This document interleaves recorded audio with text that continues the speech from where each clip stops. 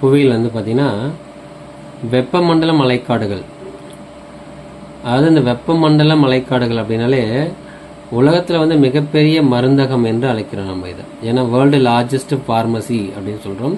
அதுக்கு என்ன காரணம் அப்படின்னா 25% தாவரங்கள் வந்து பார்த்திங்கன்னா மருத்துவ குணம் கொண்டவைகள். அதனால் வெப்பமண்டல மழைக்காடுகள் வந்து ரொம்ப முக்கியத்துவம் வாய்ந்த ஒரு காடுகளாக இருக்குது. இந்த வளங்கள் அப்படின்னாலே அதுக்கு வந்து ஒரு சிறப்பான டெஃபினேஷன் சொல்கிறாங்க. வளங்கள் மனிதனின் பேராசைக்கு அன்று அவனது தேவைக்கு மட்டுமே அப்படின்னு சொன்னது யார் அப்படின்னாக்கா மகாத்மா காந்தி. இது கேட்பாங்க, யார் இதை சொன்னாங்க அப்படின்னு கேட்பாங்க.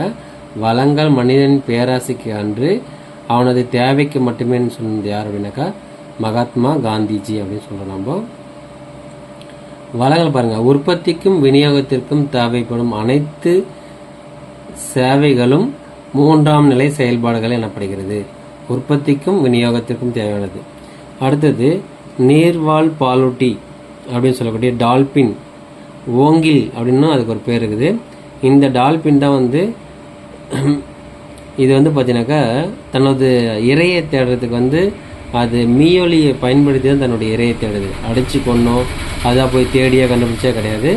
நீர்வாழ் பாலூட்டியான டால்பின் ஓங்கில் வந்து தன்னுடைய இரையை வந்து மீயொலி மூலமாக அது தேடிக்கொள்கிறது அப்படின்னு நம்ம பார்க்குறோம்.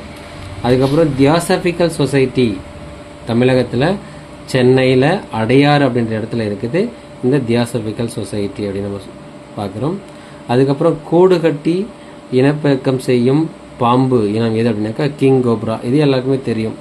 அதுக்கப்புறம் தமிழ் மாநிலத்துடைய சின்னங்கள் என்ன அப்படின்னு பார்த்தீங்கன்னாக்கா விலங்கு வந்து வரையாடு அல்லது நீலகிரி தார்னு சொல்லுவோம். பறவைனா மரகத புறான்னு சொல்லுவோம். மலர் வந்து பார்த்திங்கன்னா செங்காந்த மலர்னு நம்ம சொல்லுவோம். மரம் அப்படின்னாக்கா பனை மரம் அப்படின்னு நம்ம